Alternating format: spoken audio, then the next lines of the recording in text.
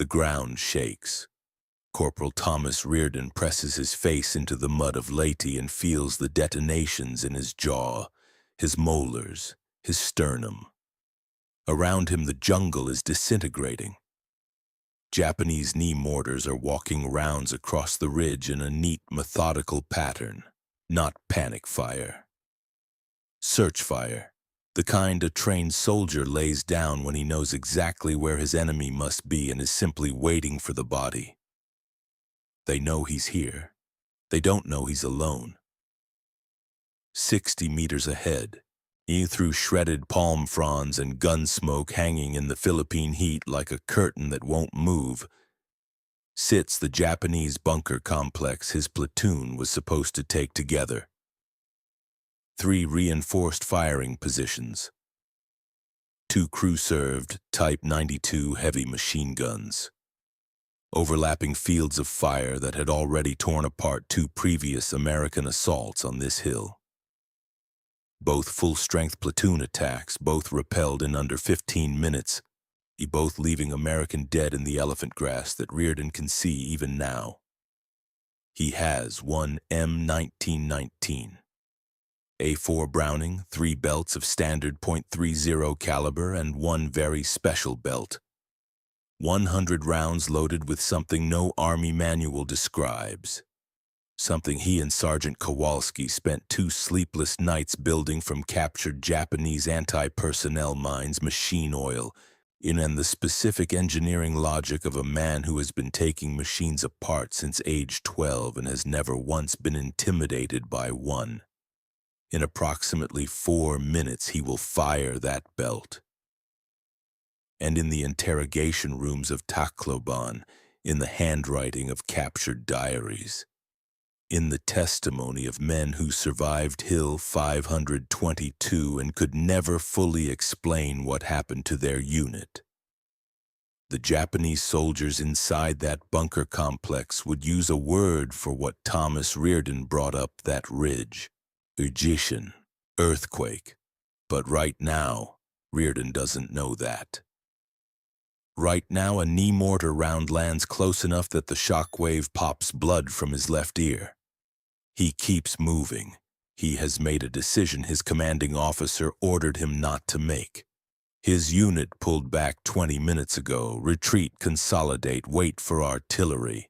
Every rational calculation says he follows those orders. But the civilians he found inside the objective, the ones the intelligence briefing never mentioned, are still inside the wire. And Thomas Reardon has never in 26 years of life been able to walk away from someone who needed him. That single fact is about to change the course of this hill. Cedar Rapids, Iowa, 1918. Thomas James Reardon was the 3rd son of a sheet metal worker and a school teacher who sang in the Methodist choir every Sunday without fail. He grew up with cold winters, these warm kitchens, and the Midwestern understanding that you fix what's broken and you don't complain about the fixing. What everyone who knew him eventually said when reporters came asking after the war was that he was mechanically gifted in a way that bordered on supernatural. By 14, he was rebuilding engine blocks for his neighbor's farm equipment. He had the kind of patience with machines most men never develop. The ability to sit with a problem, listen to it. He'd understand what it was trying to tell him before he put his hands on it. He enlisted December 9th, 1941, 2 days after Pearl Harbor, and didn't tell his mother until the paperwork was already signed. She found out when he walked through the door holding the forms. She said nothing for a long moment. Then she went to the kitchen, folded a letter she'd been writing to her sister, slid it into an envelope, and handed it to him. "Take this," she said. "I don't read it until you need to." He had carried that letter in his breast pocket for 2 years and 4 months. Still sealed. He touched it sometimes in the dark. The faint impression of her handwriting through the paper. The slight crinkle of the envelope flap. He hadn't needed it yet.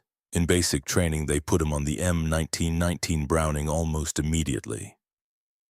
Partly test scores, and partly because the gunnery sergeant watched him field strip the weapon once and made the calculation that only experience makes. Machine gun man. By the time Reardon shipped out with the 7th Infantry Division in late 1943, his platoon called him the Clockmaker. He didn't look like a war hero. 5'10", 165 pounds, reddish hair going ragged. He squinted constantly. He'd lost his reading glasses somewhere in the Marshall Islands and never replaced them.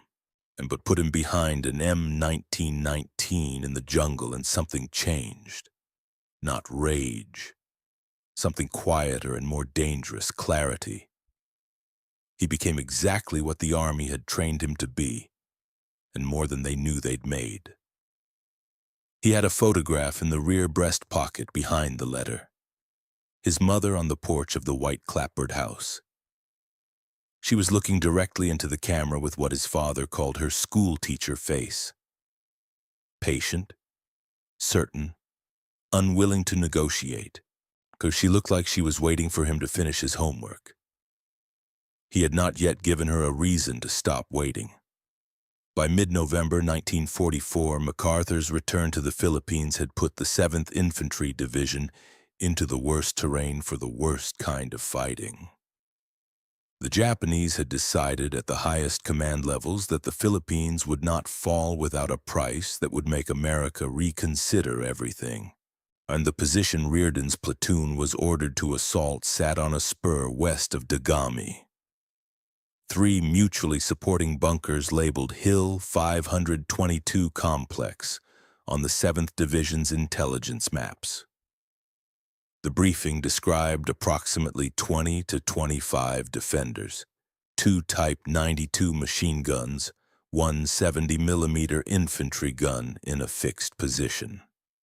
The assault force, a full platoon of 32 men with Reardon's M1919 providing suppressive fire from the tree line while 2 squads worked the flanks. What the briefing did not say was what this position actually was. The Japanese soldiers on Hill 522 belonged to the 1st Battalion, 20th Infantry Regiment. Veterans of campaigns from China to the Philippines, never dislodged from a prepared defensive position in 2 years of Pacific War. Their commander, Lieutenant Hayashi, had spent 3 days reinforcing the complex after surviving the previous American assault. Repositioned crew-served weapons, deepened firing trenches, additional cut fields of fire. His previous attackers, a platoon from the 32nd Infantry Regiment, had been destroyed in 11 minutes. 11. Hayashi had reviewed the American approach routes. He was not a man who worried. He went to sleep the night before Reardon's assault confident in the outcome. He was wrong about almost everything except the ground. The first sign came at 0537. The platoon's point man stopped so suddenly the man behind him walked into his back, and before him, a Nambu light machine gun position in a firing pit that hadn't existed in the aerial reconnaissance photograph. Built in the last 48 hours. The Nambu opened up. 3 men down in the first second. The platoon scattered, returned fire, Reardon getting the M1919 into action in 11 seconds, while the radio operator called back to Company CP. The answer came through static. Fall back to the first phase line, artillery coordination in progress. Do not advance. The platoon began pulling back. Organized, professional, the right call. Reardon was already too deep. He'd pushed up 40 meters trying to get a firing angle on the Nambu position, and the jungle between him and his platoon was now raking with fire from a secondary position triggered by the retreat's movement. Going backward meant 40 meters of open ground under that gun. He pressed against a banyan tree and did the arithmetic. Backward. Probable death. Forward. 60 meters to the objective, 3 fortified positions and 1 improvised belt. He had 3 standard belts, 1 improvised belt, his M1911, 2 grenades, a gash on his left forearm from a Nambu round that had driven bark into the muscle. No radio, no unit, no water. The mission was still active, and 30 meters ahead, through a gap in the bamboo wall of a supply lean-to attached to the rear of the Japanese position, he could hear something the intelligence briefing had told him wasn't there: a child crying. He moves at 0612 in the last gray before full light. The Japanese on Hill 522 are not sleeping. Lieutenant Hayashi has posted sentries on 4-hour rotation since the previous assault. The man in the forward trench at 0600 watch served from Manchuria. He is not a frightened conscript. He has killed American soldiers. He is precisely as dangerous as his record suggests. He sees movement at 0614, a one shape, crawling. He watches for 30 seconds, scanning left, right, looking for the squad that must be behind it. Nothing. One man. He reports to Hayashi. 1 American, no others visible. Hayashi's response is immediate. Activate the trap. A 2-man Type 99 light machine gun position dug into a spider hole on the right flank, invisible from any American approach, positioned to fire directly into the back of anyone reaching the 20-meter mark. It has been sitting there, silent, since yesterday afternoon.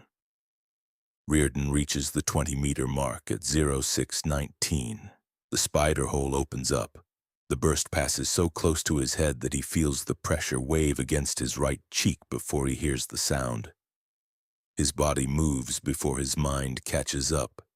A full roll left, dragging the M1919 by the handle into a natural depression in the jungle floor he'd noted 8 meters back without consciously thinking about why. The Type 99 traverses right, searching. 3 seconds of silence. A reload, a repositioning. In those 3 seconds, Reardon does something that looks like madness.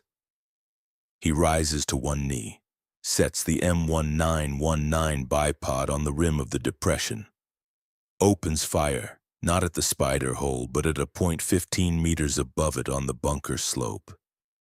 He's calculated in the last 3 seconds that a sustained burst at that angle will create a fragment dispersion pattern that sends ricochets down into the spider hole's aperture. He fires 3 seconds.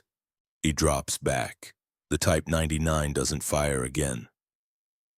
Inside the main bunker, Lieutenant Hayashi is asking his radio operator to contact the spider hole position.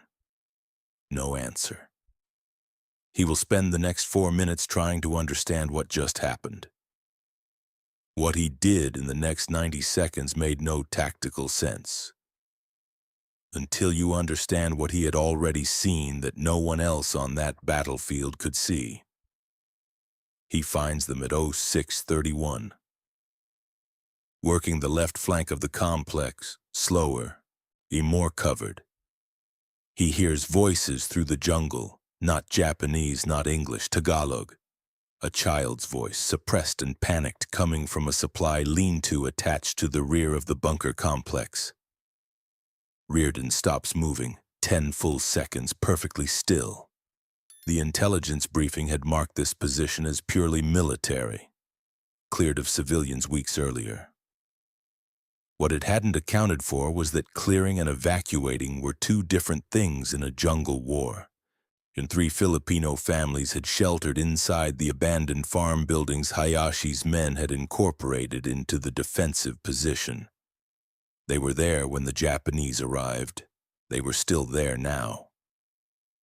In the lean-to, 2 women, 3 children, and an elderly man. A schoolteacher named Aurelio Santos, sitting with folded hands and closed eyes, praying in Tagalog.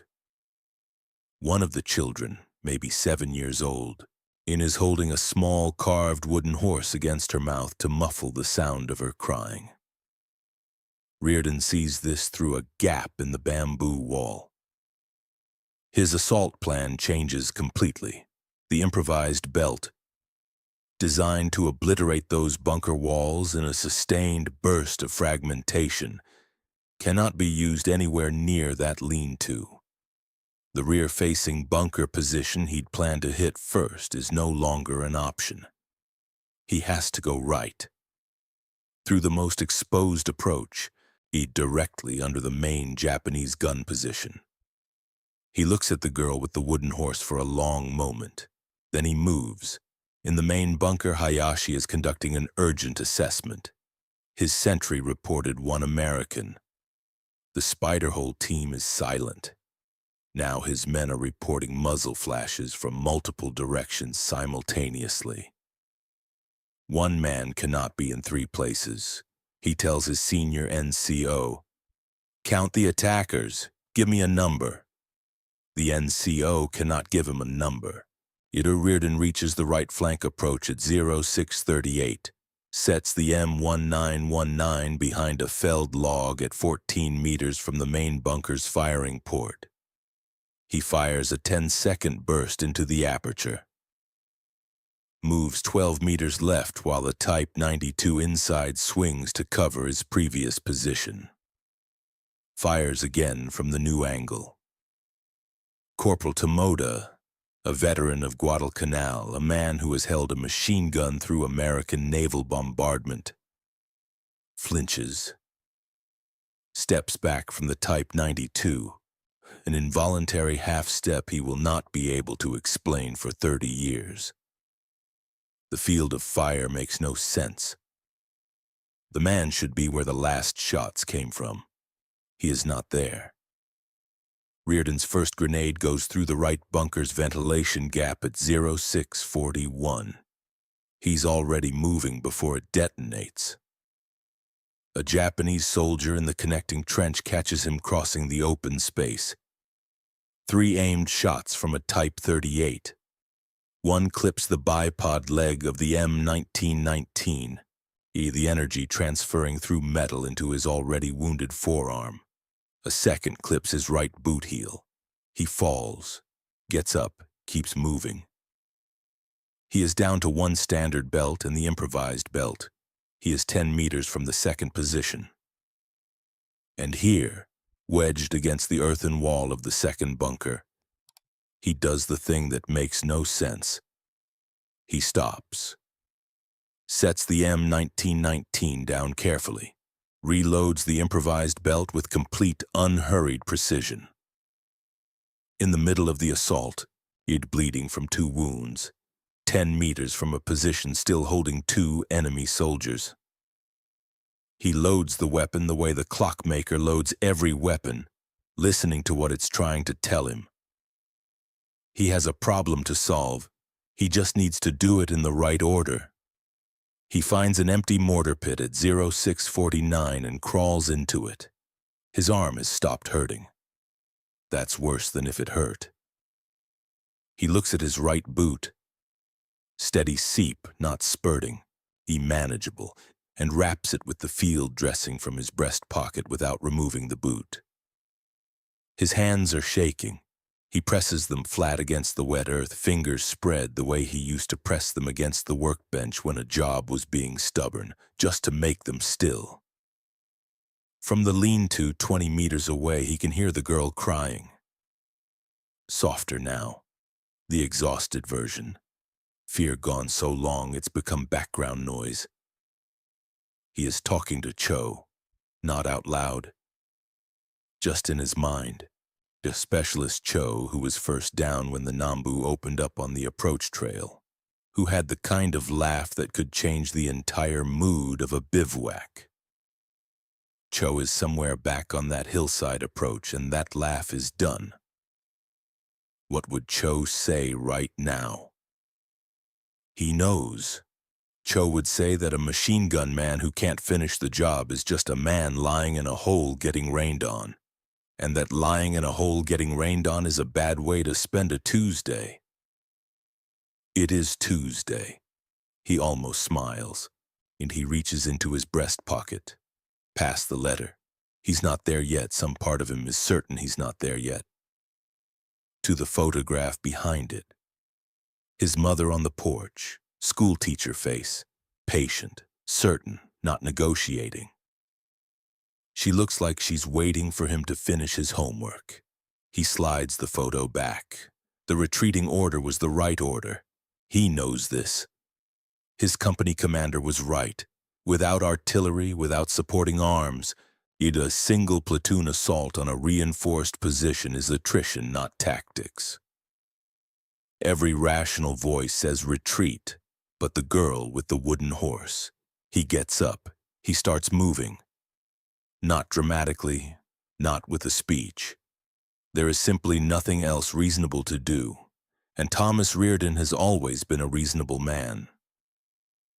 He goes for the lean-to first, not the bunker, because the main position's field of fire doesn't cover the northwest approach to the lean-to, and the civilians are the thing that needs solving before the position. 4 minutes, 20 meters. He reaches the lean-to at 0654. Aurelio Santos opens his eyes when the shape appears in the doorway. Pure terror. Then the American helmet. Then the arm, the blood, the weapon. His expression goes from terror to something it takes a moment to identify. Relief. Reardon holds up one hand, points west along the tree line. Santos nods immediately. And he has been planning this route since the first shots. In 20 seconds, he has the women and children on their feet, moving in a low, fast line through the lean-to's rear opening and into the jungle shadow at the base of the hill. The girl with the wooden horse is last. She looks at Reardon in the doorway with the expression children have when they're trying to memorize a face. Then she is gone. Reardon turns to face the bunker complex. He sets the M1919 at the corner of the lean-to, 11 meters from the main bunker aperture, and opens fire. The improvised rounds detonate on impact with the bunker wall. Not with the catastrophic force of artillery, something different.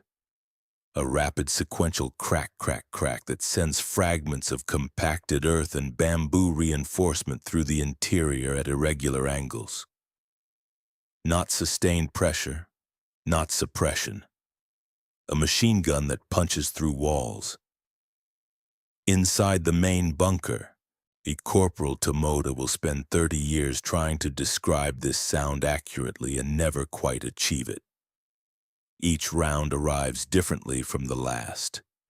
The bunker wall shakes. The firing aperture partially collapses on the third burst. The Type 92 crew cannot correct their gun's position because the floor is moving and neither of them can explain why a machine gun round is doing this. Lieutenant Hayashi transmits on his radio. The transmission is fragmented. The battalion CP radio operator transcribes it. Reinforced position, unknown weapon type, position not. It cuts off. Hayashi is not dead. He is flat against the trench wall doing something he has not done in 2 years of Pacific combat. He is uncertain. He cannot count the attackers, cannot determine the weapon's origin point. The improvised rounds produce an acoustic signature that matches no category in his trained ear's library. Not a machine gun, not a mortar, not artillery. In all 3 explanations simultaneously wrong. He orders a withdrawal to the fallback trench. 3 soldiers in the connecting trench move. 2 make it. 1 rounds a corner and finds himself 8 feet from Thomas Reardon, who has moved from the lean-to the trench wall. Who has the M1911 up and extended, whose hands are completely still. The soldier stops. Reardon fires twice. The last improvised rounds go through the second bunker aperture from 7 meters, and the detonations in the enclosed space are larger. Closer walls, less dispersion. Through the aperture, Japanese voices no longer commands. Something more urgent than commands. Single shots from the M1911, aimed, conserved, through the third position's firing port, until the voice behind that aperture stops. Then silence. He stands in the center of the bunker complex. 3 positions, 1 man. He sits on the edge of the trench and waits. 1 sentence of silence. He earned it. His second platoon reaches the complex at 07:48, 54 minutes after Reardon entered it alone. Staff Sergeant Albert Donovan, platoon sergeant, files a report that afternoon using words not typically found in official Army documentation.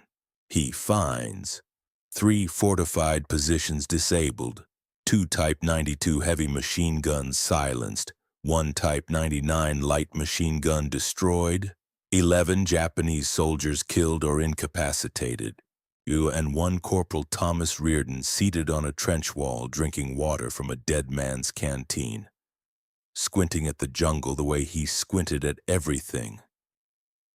He looked, Donovan writes, like a man who had just fixed a very stubborn engine.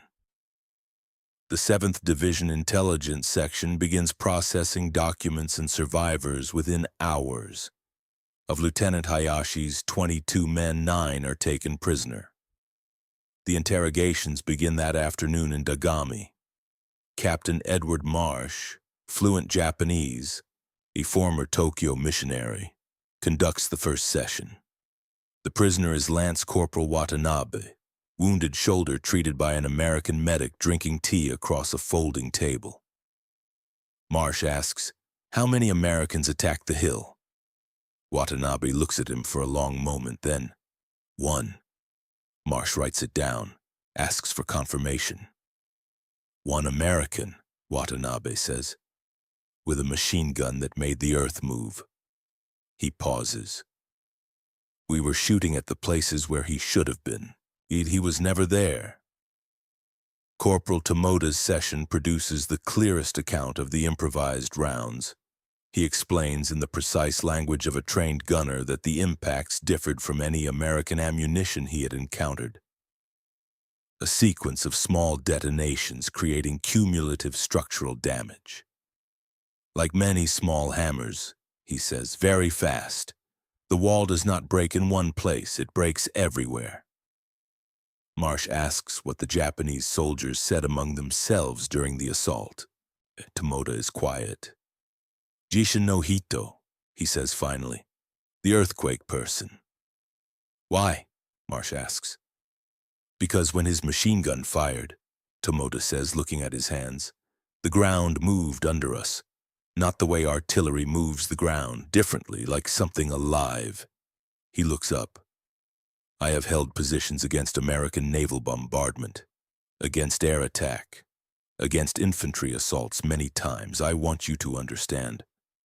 I have never left a position before that day." A pause. We could not explain to our own men what we were fighting.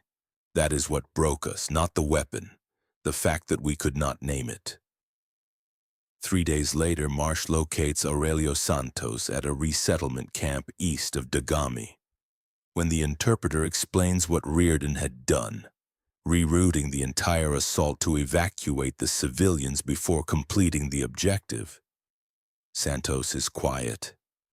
Then in careful English, "We knew when he stopped to look at us. We knew he had chosen to protect us before he chose to fight." A pause. "A soldier who makes that choice is not only a soldier. That is something more difficult." Lieutenant Colonel Marcus Webb completed the recommendation for the Distinguished Service Cross on November 22, 1944. The official citation reads, in part, "Corporal Reardon, by his outstanding heroism, his skillful employment of organic weapons under improvised conditions, and his complete disregard for his own safety in the face of a fortified enemy position of superior strength, succeeded in destroying a defensive complex that had withstood 2 previous assault attempts at significant cost to friendly forces. His independent action, undertaken without communications, without support, and with complete awareness of the tactical situation, reflects great credit on himself and the armed forces of the United States. The citation doesn't mention the civilians, and it doesn't need to.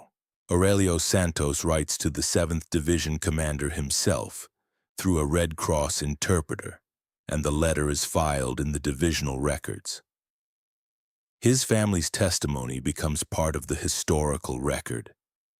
The capture of Hill 522 removed the last significant Japanese observation point over the American supply route into Dagami. Its 7th Division operations officers estimated it shortened the inland push by 3 to 4 days and reduced projected American casualties in the corridor by several hundred. Reardon came home in the fall of 1945, went back to the farm equipment. Married a school teacher, a coincidence he attributed with characteristic brevity to his mother's prayers. 4 children, a garage full of machines in various stages of being understood. A historian writing about the Leyte campaign contacted him in 1971. Reardon answered every question carefully and specifically. At the end, the historian asked if he'd heard what the Japanese prisoners said. Reardon: Marsh told me, after. What did you make of it? He thought about it. I made nothing of it, he said. They were trying to do their job. I was trying to do mine. They were good soldiers. Another pause. I was just further from finished than they were. The intelligence was wrong. The orders changed when he needed them most, and the ambush was designed to end him, and he survived it on 3 seconds of training and a depression in the jungle floor he'd noted without knowing why.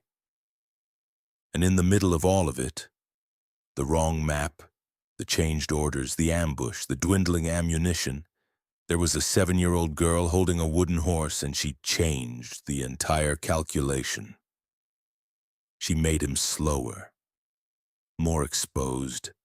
She cost him the assault route he'd planned and forced him through the most dangerous approach to the objective. By every tactical standard, protecting those civilians made the mission harder and his survival less likely.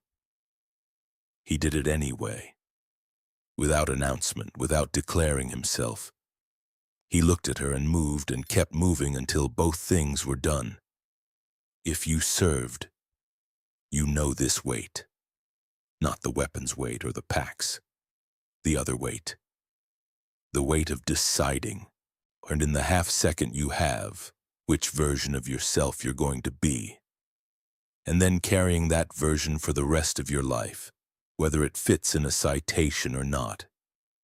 If you've never worn the uniform, understand what this story is actually about.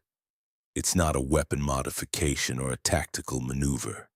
It's a man from Cedar Rapids, Iowa, who was good with machines, who carried an unread letter in his breast pocket because he wasn't ready to need it yet. Who looked at a child in a doorway and made a choice that cost him everything it cost him. And afterward, the men who had been trying hardest to kill him sat across a table and said, "We could not explain what we were fighting." Corporal Tomoda wasn't describing a modified ammunition belt. He was describing a man whose internal accounting had already been settled before the first round was fired. Who had decided somewhere between the tree line and the first bunker, in what he was and what he owed to the people he found inside the wire. The Japanese called him Jishin no Hito, the earthquake person. They felt the ground move. But the ground that moved wasn't Earth. It was their assumption, held by disciplined, professional, battle-hardened soldiers. That there was nothing a human being could do that their training hadn't already prepared them for. That there was no version of a man they hadn't seen. Thomas Reardon showed them there was, and he went home to a porch in Cedar Rapids and a woman with his mother's school-teacher face and a garage full of machines waiting to be understood. He unsealed the letter on the troop ship home. Standing at the stern rail, watching the Pacific get smaller behind him. Read it 3 times, never told anyone what it said. He didn't need to. He'd already answered it. If this story moved you, share it with someone who needs to hear it today. Subscribe so you never miss these forgotten stories of extraordinary American courage. Who should we tell next? Drop their name in the comments.